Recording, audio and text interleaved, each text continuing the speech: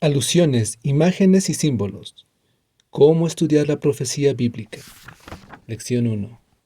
Algunos principios de interpretación profética. Mas el que se gloríe, gloríese de esto, de que me entiende y me conoce, pues yo soy el Señor que hago misericordia, derecho y justicia en la tierra, porque en estas cosas me complazco, declara el Señor. Jeremías 9:24. Conociendo ya la importancia del estudio de la palabra, el día de hoy consideraremos una cuestión para el estudio de la Biblia y principalmente de las profecías. Porque antes de conocer las enseñanzas es necesario hacerse la pregunta, ¿se está usando un lenguaje figurado o literal? Y es que en la Biblia se utilizan ambos lenguajes. Por ejemplo, Jesús utilizó muchas veces el lenguaje figurado, como en la enseñanza de quitarse un ojo si es que éste no es ocasión de pecar. Si esto fuera literal, las iglesias estarían llenas de tuertos o ciegos. Otro ejemplo es el del camello pasando por el ojo de la aguja.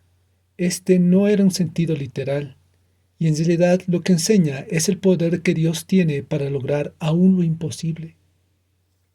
No siempre es fácil distinguir cuándo se utiliza un lenguaje figurado y cuándo uno literal, pero tal vez esto es más fácil en las profecías, porque la mayor parte de su lenguaje es figurado. Porque nadie ha visto andando un leopardo de 4 cabezas y 4 alas, por ejemplo. Pero después de determinar si el lenguaje es figurado o literal, entramos a una situación más complicada, el interpretar las imágenes presentadas.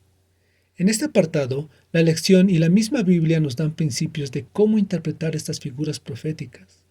La primera ayuda es cuando la misma Biblia te dice explícitamente el significado. Esto, por ejemplo, le pasó a Daniel, quien al no comprender una profecía le fue mandado un ángel para que le diera el significado de las figuras.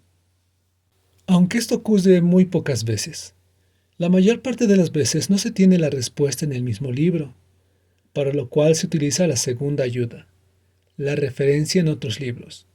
Esto, por ejemplo, pasa con la imagen que Juan vio al inicio del Apocalipsis, una espada saliendo de la boca de uno semejante al Hijo del Hombre. El significado de la espada se encuentra en otros libros, donde se nos dice que la espada es la palabra de Dios, lo cual calza bien con la espada o palabra que sale de la boca. Pero hay imágenes que no siempre están explicadas en el Nuevo Testamento, o que necesitan un apoyo extra para entenderlas. Para eso está la tercera ayuda, que no es otra que revisar el Antiguo Testamento. Aquí, por ejemplo, tenemos la imagen tan repetida de la mujer.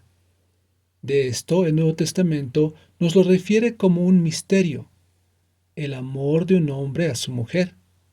Pero para los que conocen el Antiguo Testamento, la imagen de la mujer les es muy familiar, puesto que ésta se menciona varias veces, incluso por Dios mismo, y lo hace refiriéndose a su pueblo escogido.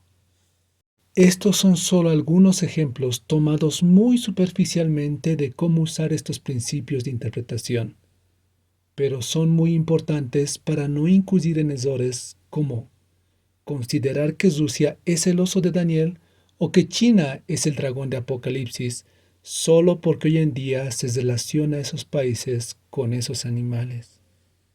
Para terminar, una pregunta. ¿Por qué crees que Dios se comunicó mediante símbolos en lugar de hacerlo de manera directa?